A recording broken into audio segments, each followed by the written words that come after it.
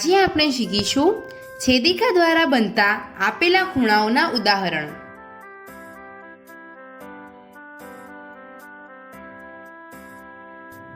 આપેલ આકૃતિમાંથી કઈ આકૃતિમાં અનુકોણની જોડ દર્શાવવામાં આવી છે?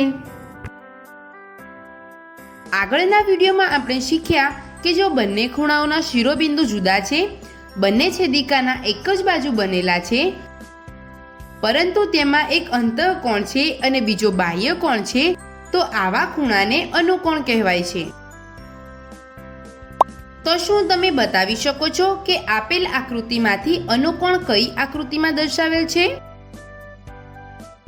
વિચારો।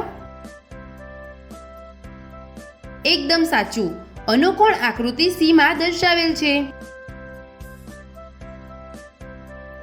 આગળનું ઉદાહરણ, આપેલ આકૃતિમાંથી કઈ આકૃતિમાં એક બાજુના અંતઃકોણની જોડ દર્શાવવામાં આવી છે?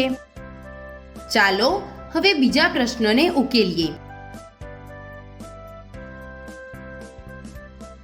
જેમ કે આપણે શીખ્યા, જે અંતઃકોણ જેમના શિરોબિંદુ અલગ છે અને છેદિકાની સામે બનેલા છે તે કહેવાય છે એક બાજુના અંતઃકોણ।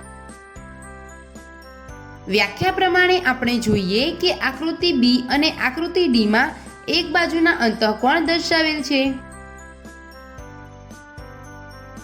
આગળનું ઉદાહરણ, આપેલ આકૃતિમાંથી કઈ આકૃતિમાં એક બાજુના બાહ્ય કોણની જોડ દર્શાવવામાં આવી છે?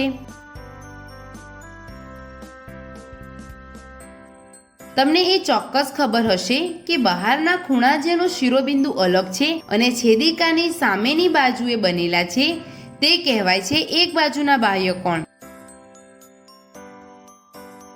આપેલ આકૃતિમાં તમે જોઈ શકો છો કે આકૃતિ એ અને આકૃતિ ઈ માં એક બાજુના બાહ્ય કોણ દર્શાવવામાં આવેલ છે। આગળનું ઉદાહરણ, આપેલ આકૃતિને ધ્યાનથી જુઓ અને ઓળખો। એલ અને એમ ની છેદિકા એન દ્વારા બનતી અનુકોણની જોડ, ઓ અને એન ની છેદિકા એમ દ્વારા બનેલ અનુકોણની જોડ અને ખૂણા 5 ના એક બાજુના અંતઃકોણ, જેમ કે તમે જોઈ શકો છો એલ અને એમ ની છેદિકા એન દ્વારા બનેલ ખૂણા છે। ખૂણો 1, ખૂણો 2, ખૂણો 3, ખૂણો 4 અને ખૂણો 5, આમાંથી ખૂણો 1 અને ખૂણો 3 આ બંને ખૂણાના શિરોબિંદુ અલગ અલગ છે। બંને છેદિકાના એક જ બાજુ બનેલા છે, તેમજ તેમાં એક અંતઃકોણ છે અને બીજો બાહ્ય કોણ છે, એટલે આ બંને અનુકોણની એક જોડ છે।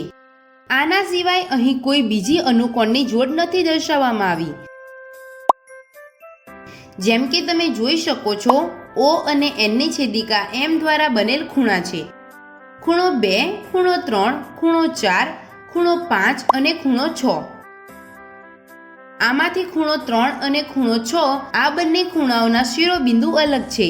બંને છેદિકાની એક જ બાજુ બનેલા છે, તેમજ તેમાં એક અંતઃકોણ છે અને બીજો બાહ્ય કોણ છે, એટલે તે બંને અનુકોણની એક જોડ છે।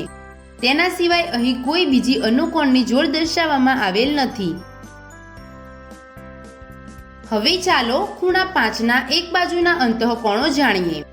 અહીં ઓ અને એન ની છેદિકા એમ દ્વારા બનેલ ખૂણા 6 ની વાત કરીએ તો આનું શિરોબિંદુ ખૂણા 5 ના શિરોબિંદુથી અલગ છે અને બંને ખૂણાની છેદિકા એમની સામેની બાજુએ બનેલા અંતઃકોણ છે, એટલે આપણે કહી શકીએ છીએ કે ખૂણો 6 ખૂણા 5 નો એક બાજુનો અંતઃકોણ છે।